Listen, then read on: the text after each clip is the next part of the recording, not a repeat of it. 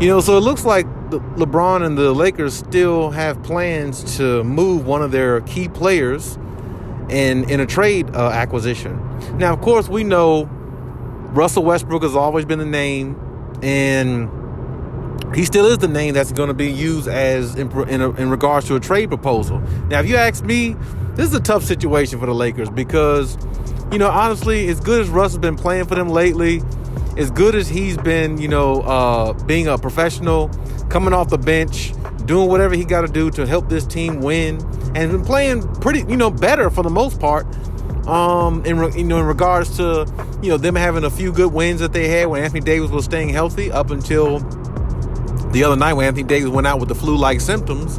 But he's been playing good for the most part. And I just feel like, the Lakers would be doing a bad service by trading Russ right now because he's playing a lot better and he's willing to accept, and he has accepted the role of being a role player coming off the bench when he's a top 75 player, and he didn't even have to accept that, I feel like that was just doing a disservice to Russ, but I do understand the fact that the Lakers really, what they're trying to do is sell him away or give him away basically, or trade him away, however you want to say it, while his stock is up pretty high.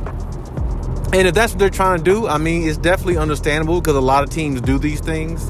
And a lot of teams have been known to do it specifically that way. When a player's stock seems like it's going up for a little bit, specifically because they're playing good at that moment in time, they definitely try to, ship that guy away or ship that player away when the stock is up high, at least for the moment. Because, last year when Russ's stock was down, not playing well at all, playing horrible in regards to what some people might have said, about his gameplay and everything, this year, for the most part, coming off the bench, he's been playing pretty solid.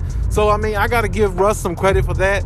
And more so, as I said, I give him credit mainly because of him accepting that role off the bench when he really didn't have to, just to try to make this team better. And I feel like, just little things like that go a long way. And I feel like if they trade Russ away and don't even get nothing really back in return for him, that's going to really come back and bite the Lakers. And I just feel like the Lakers, as a team, with Anthony Davis playing as good as he's been playing lately, they got a chance to be at least a playoff team, maybe even a little bit better. But I just feel like, if the chemistry is going good with Russell Westbrook there, why break it up right now? You know what I'm saying? Why not leave it the way it is? Because Russ is coming off the bench, giving them a dynamic that they won't get off the bench with any other player that they trade for. Whoever you trade for, you're not going to get what Russell Westbrook is probably giving you off the bench the way he's playing. Because Russ is a top 75 player. He knows how to play this game. And when he's comfortable, Russ can cook. You know what I'm saying? He can play pretty well when he's comfortable. So if I were the Lakers, I definitely would consider, not breaking up the band right now. Maybe let it play out this year and see, what entails or what comes out of this season. Because, as I said, if Anthony Davis is healthy, if LeBron can halfway stay healthy, along with Anthony Davis, I should say, and Russ, he's pretty reliable. He's probably the most reliable player that you have on your roster in regards to availability. So, I would, and like I said, they had won like 8 out of their last 10 games or something like that before, Anthony Davis went out the other night with the flu-like symptoms. So, that's definitely some good signs there. Definitely some good signs of chemistry building. Definitely some good signs of, a lot of good things to come, if they can stay healthy. Now, personally, I don't think they can win a championship with Russell Westbrook. I just don't. Russell Westbrook, to me, he's a dynamite player, but his basketball IQ at times, when it comes to winning intangibles, is not that high. That's the reason why he hasn't won a championship himself in all these many years being in the NBA, and watched all his contemporaries win championships while he sat in the background and just held up a couple of MVP trophies and, triple-double titles. So I definitely understand the fact of that. But at the same time, as I said, with him playing the way he's playing right now, if they can keep Anthony Davis healthy and LeBron healthy, you might have at least a playoff team, and that's a lot better than what you had last year. Because and I can tell you that's a hell of an improvement based upon, what you had last year. So, with that being said, I feel like the Lakers should definitely consider that. Not saying that they will. Who knows what they'll consider in regards to, Russ or anything like that. But I mean, still, I definitely would consider it if you can get, the better of Russell Westbrook off the bench, and if he's willing to continue to do it as it looks like he is.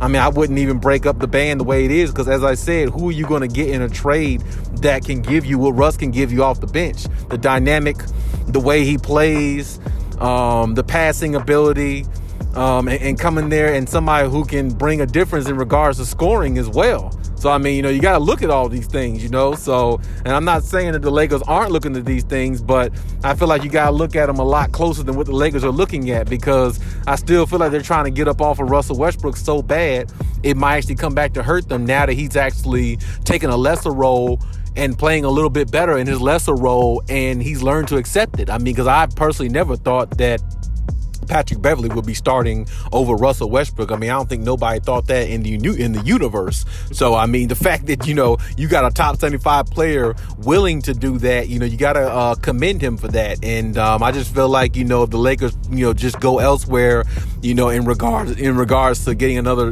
somebody else to come in there, I feel like that's going to come back to hurt them. Now, in regards to the trade acquisitions, I'm looking on the sites and everything, and it's possible, that they're talking about a deal with the Knicks in regards to Cam Reddish, with the Knicks, and possibly another 3-team deal, 3-team trade deal, and this is my point. As I just said, hypothetically, if the Knicks try and get off of Cam Reddish, I don't think he's worth what Russ is doing off the bench right now for the Lakers. I really don't think so. Now, I did see a report also about, the possibility of Derrick Rose, too. Now, that would be a pretty feasible situation there, but who knows, how they would utilize Derrick Rose. Would he come off the bench just being a scorer?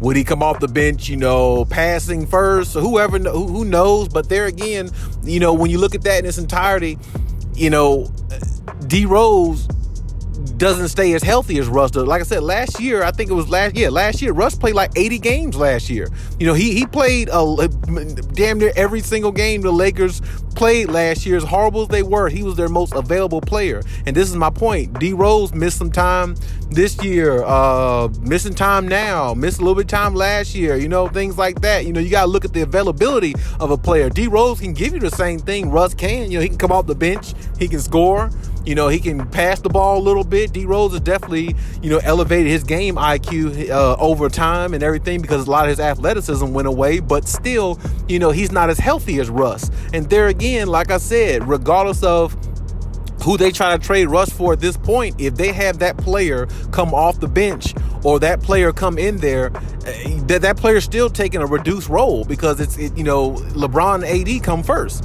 So, I mean, if you got somebody coming in there playing a reduced role, you might as well just leave Russ where he's at if he's playing good, if he's thriving well in the role, because as I said, you're not going to get nobody pretty much no better coming off the bench than what he can provide you. He's probably the best bench player, probably one of the best bench players in the NBA, considering the fact that, he's a top 75 player and he should be a starter in his eyes. So, like I said, the Lakers really got some decisions to make. And, the last few years, I feel like they've been making a lot of bad decisions, getting rid of a lot of their young talent. Because I look at a lot of their young talent now, Julius Randle, just name them, Brandon Ingram, all of them, hell, Kyle Kuzma, Alex Caruso. I mean, all of them are doing very good in other places, so I feel like they should have kept a lot of their youth, and they wouldn't be having these problems now, because by this time, their youth would be outstanding. And another youthful young player that they let go that I thought they should have kept was Jordan Clarkson. Look at Jordan Clarkson. He comes off the bench, and he's instant. You know what I'm saying? Like, he can drop 30 points at any time. They would have kept him, they wouldn't even have none of these problems. So this is what I'm saying. Like, the Lakers have made a lot of mistakes, and I know it's a lot because of LeBron's decision making, but the Lakers are going to have to, really start looking at everything in its totality and make better decisions going forward. Because if they don't, I don't see this team going nowhere, and Lakers fans are just going to complain and stay complaining, because if the management is bad in the office, it doesn't matter what's on the floor, because the management is going to tear the team down. And that's what I see happening to this team if they don't make the right decisions. So let's just see what happens, and let's see what they what they do by December 15th, or, you know, maybe a little bit after, whatever decision they make. And let's just take it from there and see what happens. But hey, that's my take on everything. Leave any comments in the comment section. Also, check out my other videos if you haven't. And hey, till next time.